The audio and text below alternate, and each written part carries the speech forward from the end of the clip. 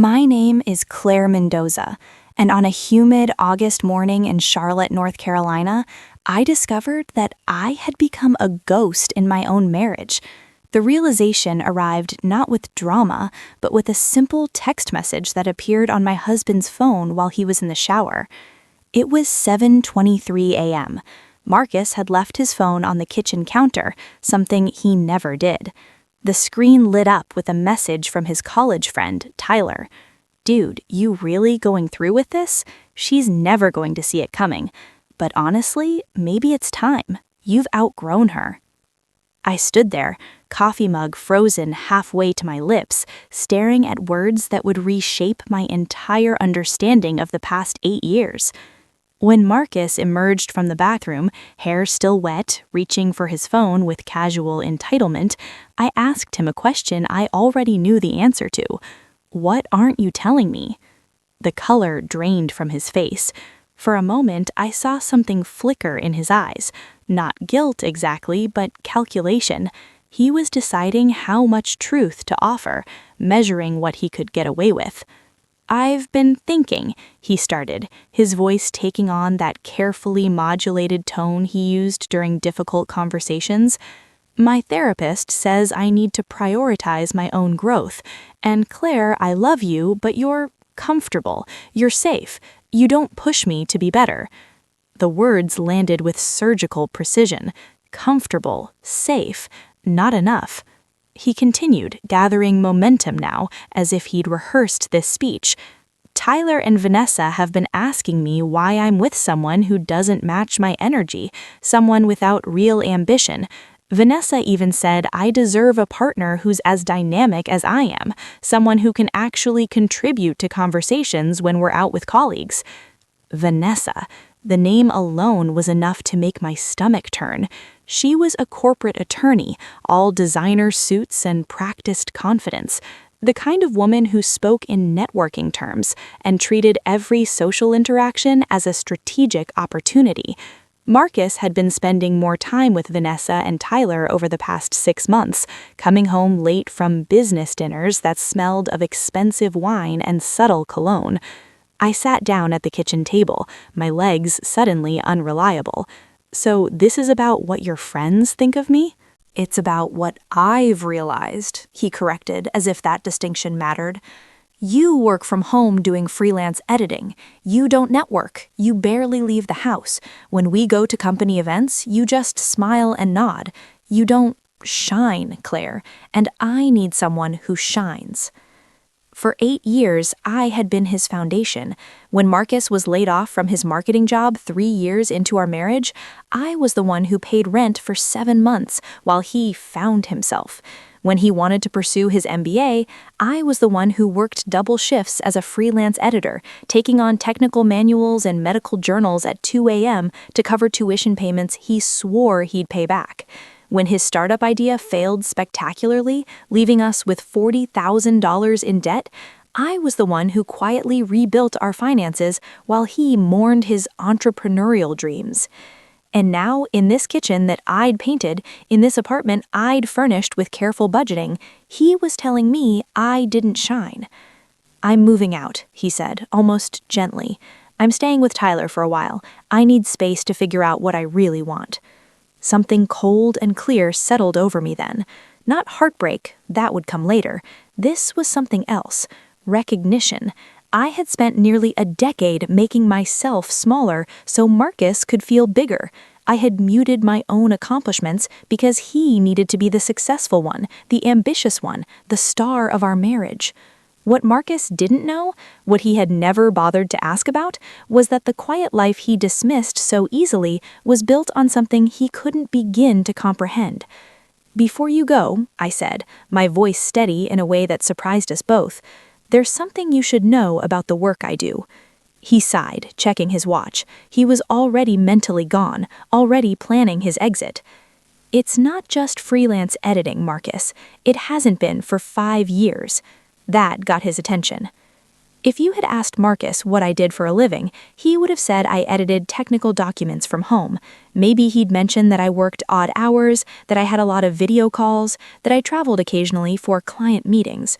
but he never asked for details. He never wondered why my income had quietly tripled over the past 3 years, or why corporations flew me to San Francisco, Austin, and Boston, or why I maintained separate business accounts he never questioned. The truth was this: I was a ghost editor for C-suite executives. It started 6 years ago when my college roommate, Jasmine Torres, called me with an opportunity. Jasmine had climbed her way to VP of Communications at a Fortune 500 tech company, and she'd discovered something fascinating. Most executives couldn't write. They could present, strategize, and negotiate, but when it came to actually crafting the thought leadership articles, internal memos, shareholder letters, and keynote speeches that defined their public personas, they were lost. These people are paying ghostwriters $5,000 for a single LinkedIn article, Jasmine told me over drinks in downtown Charlotte. And most of those ghostwriters are terrible. They don't understand business strategy. They don't know how to make an executive sound smart without making them sound robotic. But you, Claire, you understand both language and business. You could own this market. I was skeptical at first. I'd spent 5 years doing technical editing, translating complex medical and engineering concepts into readable prose. It was steady work, if unglamorous, and it paid the bills while Marcus pursued his various ambitions. But Jasmine was persistent. She introduced me to her CEO, who needed someone to write his quarterly earnings commentary. The assignment paid $8,000 for a 2,000-word piece. I completed it in 3 days. He loved it so much, he hired me for 6 more projects. Word spread quietly through executive networks. Within a year, I had 15 regular clients, CEOs, CMOs, CFOs, people whose names appeared in Bloomberg and Forbes, whose words moved markets and shaped industries. I wrote their thought leadership, their crisis communications, their strategic visions. I helped them sound brilliant, decisive, and human. The work required absolute discretion. Non-disclosure agreements were standard. My clients needed to maintain the illusion that their insights were purely their own, which meant my name never appeared anywhere. No bylines, no public portfolio, no social media presence. I existed in the shadows of corporate leadership, crafting the words that defined their legacies. Marcus saw me working at odd hours, fielding late-night calls, traveling occasionally to meet with clients. He assumed it was all just freelance editing, the same work I'd always done, nothing worth discussing in detail. He never asked who my clients were. He never wondered why my rates had increased so dramatically. He never noticed when I started contributing more to our household expenses, or when I quietly paid off the startup debt he'd accumulated. He never asked because, in his mind, I had already been categorized. I was the supporting character, the safe, comfortable wife who worked from home doing something invisible and unimportant. 2 years ago, Jasmine and I formalized our partnership. She'd left her VP role to start her own strategic communications firm, and she wanted me as a full partner. We launched Mendoza-Torres Executive Communications with 0 public marketing and a client list that read like a who's who of corporate America. Our specialty was crisis management writing. When executives faced scandals, PR disasters, or shareholder revolts, they called us. We crafted the apologies, the explanations, the strategic pivots. We worked 72-hour turnarounds and charged premium rates because we delivered what others couldn't. Words that sounded authentic, strategic, and commanding all at once. Last year, our revenue hit $2.3 million. My share was $1.4 million. 6 months ago, we received an acquisition offer from a global PR conglomerate. They'd been tracking our work through satisfied clients, impressed by our success rate in high-stakes situations. The offer was for $8.9 million, with retained roles as executive partners and a 5-year consulting contract worth an additional $500,000 annually. My personal payout after lawyers and taxes would be $5.2 million. I signed the papers 3 weeks before Marcus told me I didn't shine. Marcus's birthday was in 2 weeks. 6 months earlier, I'd reserved a private room at Fin and Fino, an upscale restaurant in Charlotte's South End with floor-to-ceiling windows overlooking the city skyline. It was supposed to be an intimate celebration for the two of us, a chance to reconnect after what had been a difficult year. Now it would serve a different purpose. I called the restaurant and modified the reservation from a table for 2 to a table for 10. Then I sent out invitations. Tyler and Vanessa, of course, they were the architects of Marcus's newfound enlightenment, the ones who'd convinced me I was dead weight. I also invited Marcus's business school friends, Rachel, who ran a consulting firm, Derek, a venture capitalist, and Simone, a pharmaceutical executive. These were people whose opinions Marcus valued, whose success he measured himself against, whose approval he craved. I invited Jasmine, who knew the full story and had offered to skip the dinner entirely if it would be easier for me, but I wanted her there. I needed at least one ally in the room. The invitation read simply, "Join us for Marcus's birthday celebration. I have something special planned." Marcus didn't know about the dinner. He'd moved in with Tyler 2 weeks earlier, and we'd been communicating only through brief, cold text messages about logistics, bills, mail, the shared Netflix account. He assumed I was devastated, probably crying into wine glasses and scrolling through old photos. He had no idea what was coming. The night arrived with perfect September weather, warm enough for the restaurant's patio doors to be open, cool enough for the evening to feel special. I arrived 30 minutes early, wearing a burgundy dress I'd bought specifically for this occasion, something that made me look polished and powerful in a way Marcus had never seen. The private room was exactly as I'd requested, elegant without being stuffy, with a long table set for 10 and a screen mounted on the far wall connected to my laptop. The servers knew to bring out courses slowly to give me time between the appetizers and entrees. Guests arrived in clusters. Tyler and Vanessa came first, both looking confused about why they'd been invited to what they assumed would be an awkward post-separation birthday dinner. Rachel, Derek, and Simone followed, exchanging glances that suggested they'd already been gossiping about Marcus and me. Jasmine arrived last, giving me a subtle thumbs up as she took her seat. At 7:15, Marcus walked in. The confusion on his face was immediate. He'd clearly expected a small, awkward dinner, maybe a final attempt from me to salvage things. Instead, he found a room full of the people whose opinions he valued most, all gathered around a table set for a celebration he hadn't authorized. "Claire?" His voice carried uncertainty. "What is this?" "Your birthday dinner," I said simply. "I planned it months ago. I saw no reason to cancel." He sat down warily at the head of the table, his eyes moving from face to face, trying to understand the dynamic. Dinner began with small talk, work updates, social gossip, the usual social lubricant that fills uncomfortable silences. Marcus kept glancing at me, trying to read what I was planning. I smiled blandly and made polite conversation about the weather. Between the appetizers and the main course, I stood up. "Thank you all for coming tonight. I know this is an unconventional gathering given recent circumstances, but there's something I need to share with all of you, something that Marcus doesn't know about me because in 8 years of marriage, he never once asked." The room went silent. I pressed a button on my laptop, and the screen illuminated with the Mendoza-Torres Executive Communications logo. For the past 5 years, I've been running this company with my business partner, Jasmine. I clicked to the next slide, a list of our services, all carefully worded to avoid violating client confidentiality. We specialize in executive ghostwriting and crisis communications. We write thought leadership, shareholder letters, keynote speeches, and strategic messaging for C-suite executives at Fortune 500 companies.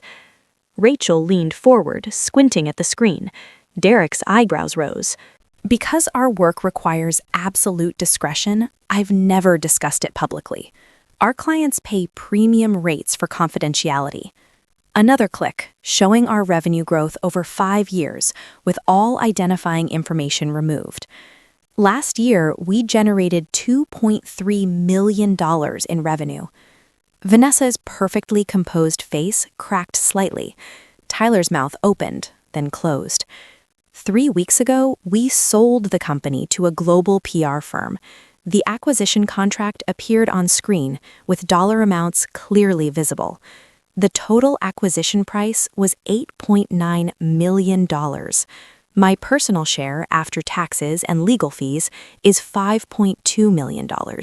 The contract also includes a 5-year consulting role worth an additional $500,000 annually. The silence in the room was absolute. I turned to Marcus, whose face had gone completely white. The freelance editing you thought I did, that was real, but it was also the foundation for something much larger. The late-night calls you never asked about, those were CEOs in crisis, needing strategic messaging written in hours. The occasional travel you barely noticed, those were face-to-face meetings with clients whose companies you read about in the Wall Street Journal. I clicked to the next slide, a timeline showing every major financial contribution I'd made to our household over the past 8 years.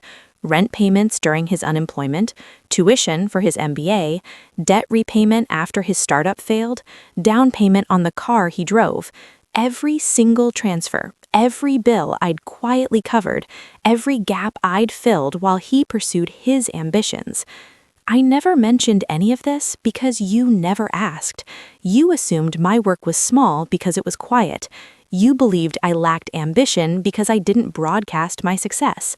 I looked directly at him. But the truth, Marcus, is that I've been financially supporting this marriage while building something extraordinary, and you never noticed because you were too busy measuring my worth by how impressive I sounded at your work parties. Tyler was staring at his plate. Vanessa looked like she wanted to disappear through the floor. Rachel, Derek, and Simone were exchanging glances that needed no translation. 2 weeks ago, you told me I don't shine. I continued, my voice steady. You said I was comfortable and safe, that I lacked the dynamism you deserved in a partner. And maybe you're right. I am comfortable. I'm comfortable with who I am. I'm comfortable with my success. I'm comfortable knowing my worth doesn't depend on impressing people at networking events. I closed the laptop and the screen went dark. I'm not showing you this to hurt you or embarrass you. I'm showing you because you need to understand something fundamental. You cannot value what you refuse to see. For 8 years, I made myself smaller so you could feel bigger. I stayed quiet about my achievements because I knew they threatened your ego. I let you believe the easy story, that you were the ambitious one, the successful one, the star of our marriage. I picked up my purse from the back of my chair. But I'm done shrinking. I'm done apologizing for taking up space. And I'm done with a marriage where my worth was measured by how little of myself I revealed. I turned to the rest of the table. Enjoy your dinner. The bill is covered. And then I walked out, leaving Marcus and his carefully curated circle of influence to sit with a truth that could no longer be ignored. The next morning, I woke to 17 text messages and 6 missed calls. Most were from people who'd been at the dinner. Rachel asking to meet for coffee, Derek requesting an introduction to Jasmine about a potential business opportunity, even Simone apologizing for never trying to know me better. Vanessa's message was particularly interesting. I owe you an enormous apology. I said things about you without knowing who you actually were. That was wrong, and I'm ashamed of myself. Marcus painted a picture of you that clearly wasn't true, and I accepted it without question. I'm sorry. Tyler's message was shorter. Marcus is devastated. Not asking for your forgiveness, just thought you should know. I didn't respond to any of them, not out of spite, but because I was done performing emotional labor for people who'd already decided who I was without ever bothering to ask.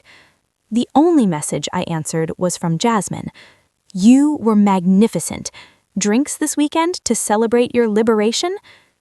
The story of the dinner spread quickly through Marcus's professional network, not because I shared it, I never discussed it publicly, but because the people in that room talked. Within a week, several of Marcus's colleagues had reached out to me, some apologizing for assumptions they had made, others asking if Mendoza Torres was accepting new clients. We weren't, but I appreciated the gesture. Marcus tried to reach out multiple times. The first email came 2 days after the dinner, a rambling 5-paragraph apology that managed to spend 3 paragraphs talking about his own feelings and only 2 acknowledging what he'd done to me. The second email came a week later, shorter, asking if we could meet to process everything. I responded to neither. What would be the point? Marcus hadn't failed to see me because he was blind. He'd failed to see me because he'd chosen not to look. Because acknowledging my success would have required him to confront his own insecurities, and that was a discomfort he'd avoided by simply categorizing me as lesser. The divorce was surprisingly straightforward. North Carolina law meant we'd need to be separated for a year before finalizing anything, but we hired a mediator to handle asset division immediately. My lawyer, a brilliant woman named Patricia Juan, ensured everything was documented with precision. Marcus's initial position was that we should split everything 50-50, including my business proceeds. "We're partners," his lawyer argued. "Any income generated during the marriage is marital property." Patricia shut that down efficiently. Ms. Mendoza built her business independently using skills and relationships that predated the marriage. Mr. Walker contributed nothing to the business, not startup capital, not labor, not even awareness it existed. The acquisition happened because of her work alone. North Carolina law is clear. This is separate property. After weeks of back and forth, Marcus settled for a small cash payment of $75,000. Essentially covering his share of equity in our apartment and joint savings. It was more generous than my lawyer recommended, but I wanted this finished. The separation wasn't dramatic. There were no explosive arguments or custody battles over pets, just paperwork, asset lists, and 2 people who'd become strangers, acknowledging they'd never really known each other at all. 6 months after that dinner, I sat in a coffee shop in Charleston, South Carolina, reviewing contracts for the consulting work I'd agreed to do with the firm that acquired our company. The work was engaging but not consuming. I had control over my schedule, selecting only projects that genuinely interested me. For the first time in my adult life, I wasn't working to prove anything or support anyone else's dreams. I was working because I enjoyed it, because I was good at it, because it challenged me intellectually. Jasmine and I had decided to use some of our proceeds to fund a scholarship program for women studying business communications at HBCUs throughout the South. It was named the Torres Mendoza Fellowship, and our first cohort of 5 students had just been selected. When I'd called to tell the first recipient she'd been chosen, she'd cried, and I'd found myself crying too, overwhelmed by the privilege of being able to change someone's trajectory. I'd moved into a small house in Charlotte's Plaza Midwood neighborhood, a 1940s bungalow with original hardwood floors and a back porch where I could drink coffee and watch the sunrise. It was entirely mine. I'd bought it outright, no mortgage, no shared equity. Every piece of furniture was chosen because I liked it, not because it fits someone else's aesthetic preferences. Dating wasn't something I thought about much. The idea of letting someone into my life felt both too soon and too complicated. But I'd started reconnecting with old friends, people I'd drifted from during my marriage because Marcus found them boring or not professionally useful. I'd joined a book club, started taking a pottery class on Tuesday evenings, scheduled monthly dinners with Jasmine, where we talked about everything except work. One afternoon, I received an unexpected message through LinkedIn. It was from a woman named Keisha who'd read about the Torres Mendoza Fellowship in a Business Journal article. "I just wanted to thank you for sharing your story," she wrote. "I'm in a marriage where I've been making myself smaller for 7 years. I kept telling myself it was love, that supporting him was enough. But reading about your experience made me realize I've been disappearing. I called a lawyer yesterday. I'm scared, but I'm also relieved. Thank you for showing me that leaving isn't giving up, it's choosing yourself." I read her message 3 times, then closed my laptop and sat quietly with the weight of what she'd shared. This was the unexpected gift of telling my truth, discovering I wasn't alone, that countless other women had made themselves small in service of someone else's comfort, had hidden their light because someone told them shining was selfish, had spent years trying to earn value from people who'd already decided they weren't remarkable enough. If I could go back and talk to the woman I was on that August morning, the one standing in the kitchen reading Tyler's text message, I would tell her this: your worth is not determined by whether someone chooses to see it. You can be extraordinary and still be dismissed by people who need you to be ordinary to feel superior. Love should expand you, not compress you. A true partner celebrates your success instead of feeling threatened by it. They ask questions, they pay attention, they see you even in the quiet moments when you're not performing.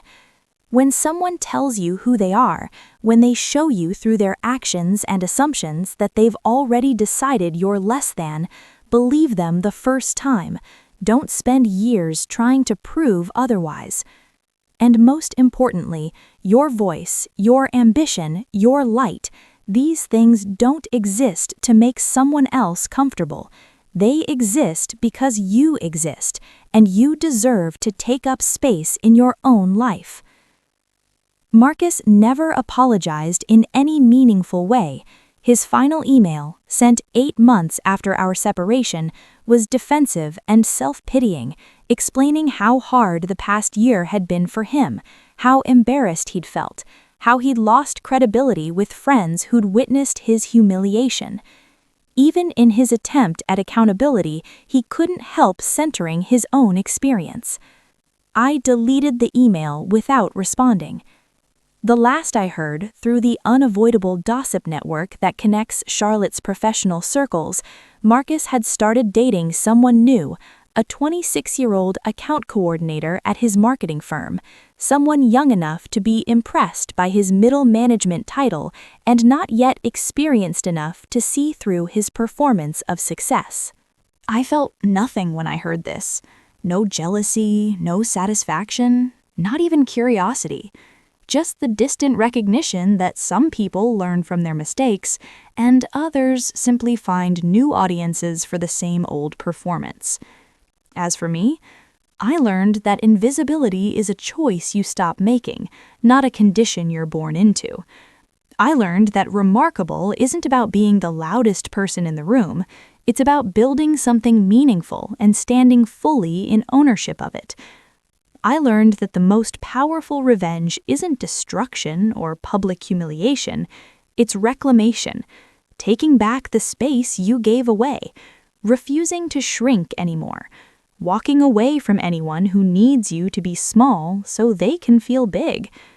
And I learned that the moment you stop apologizing for your success is the moment you finally become free. To everyone reading this who sees themselves in my story, who spent years making themselves smaller, who's been told they're not remarkable enough by someone who never bothered to truly see them, you are not invisible. You've just been surrounded by people who benefit from your dimming. The choice to walk away from relationships that require your smallness isn't selfish, it's survival. It's choosing to honor the fullness of who you are, instead of the limited version someone else needs you to be. Your worth doesn't require someone else's validation. Your success doesn't need someone else's permission. Your light doesn't need someone else's comfort. Shine anyway. Take up space anyway. Choose yourself anyway. The right people, The people who truly deserve you will celebrate what you build, not feel threatened by it. They'll ask questions instead of making assumptions. They'll see you, all of you, and love you not despite your strength, but because of it. And if they can't, if they need you to be comfortable and safe and unremarkable so they can feel superior, walk away. Because being alone is infinitely better than being invisible in a room full of people who claim to love you.